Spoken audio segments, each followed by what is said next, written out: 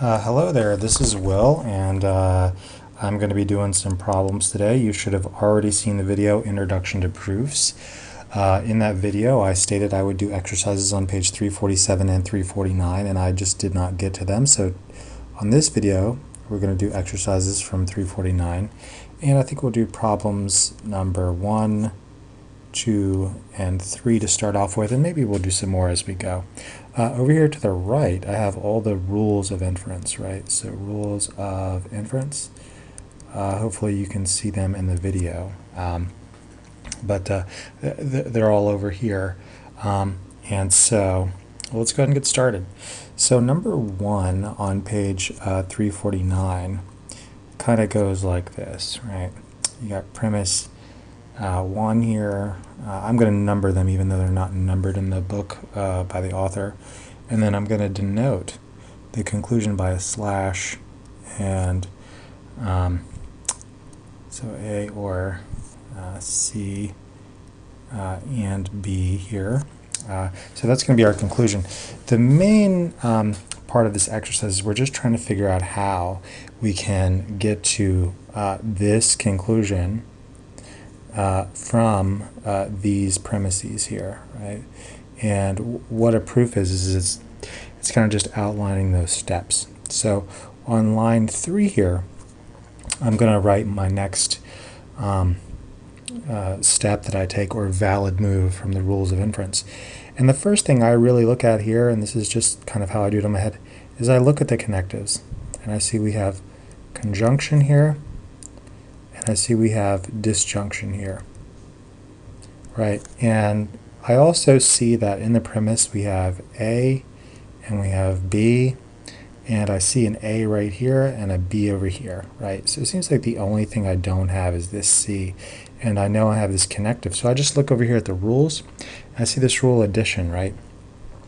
So A or C seems to be a valid move when appealing to line 1 and the rule addition, right?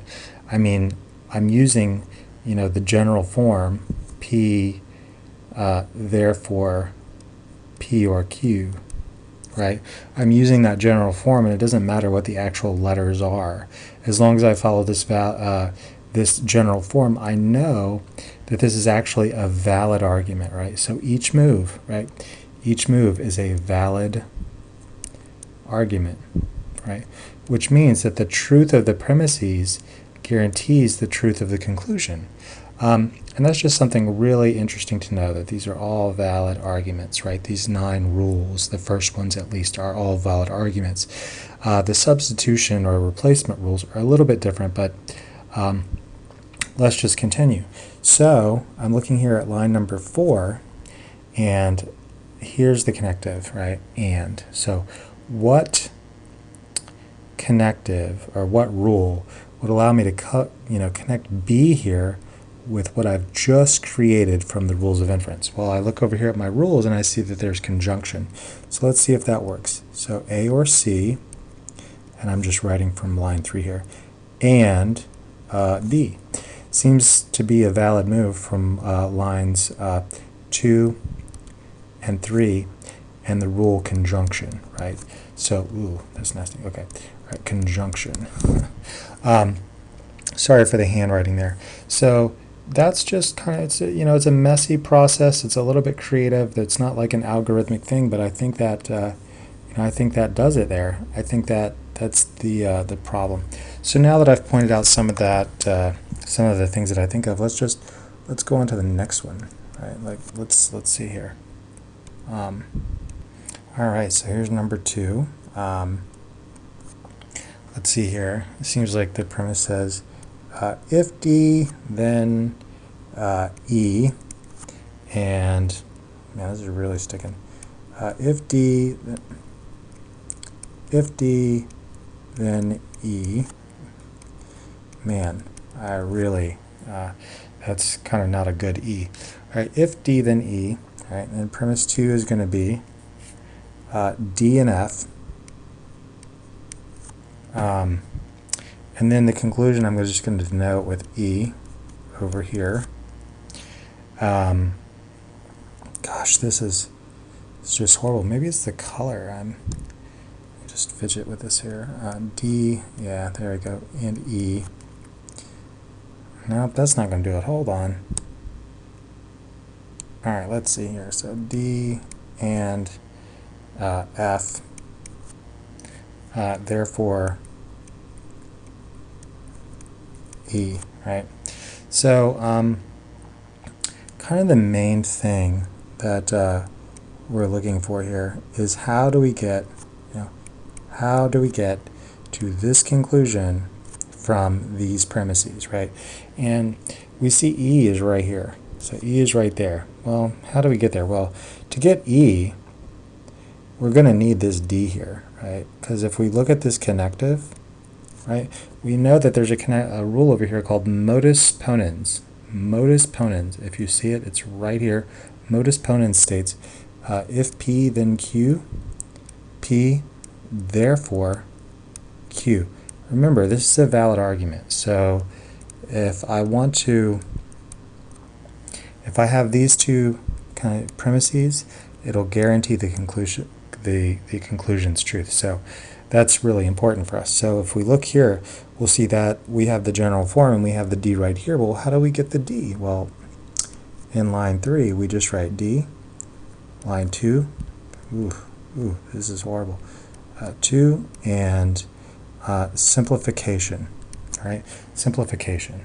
So now we have D, we can just kind of conclude E, right? Because we have lines 3, right? Lines 3, lines 1, and the rule modus ponens, right? And so then that seems to be the case that we've gotten to this conclusion here. So that's really, really important for our purposes. All right, so we've got number 2 just kind of knocked out here. So just box that little guy in and keep on going. All right, let's go to number 3. All right, so I changed the thickness of the pen and hoping that that helps with some of the bleeding ink here. All right, so number 3 just states G, I'm just going to label this 1, and then it has H, and then as a conclusion it has as a conclusion G and H or I, right? So how do we get to this conclusion here from these two premises? Well, since we have G and H in the premises, it seems like that's a pretty valid move by looking at lines 1 and 2 and the rule conjunction.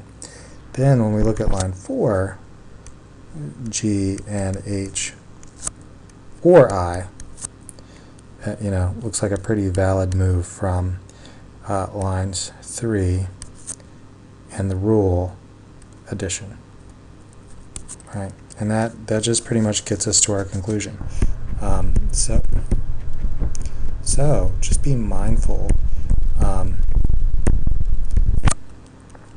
just be mindful of these rules and think of them as, valid moves in a game, and you should be good to go.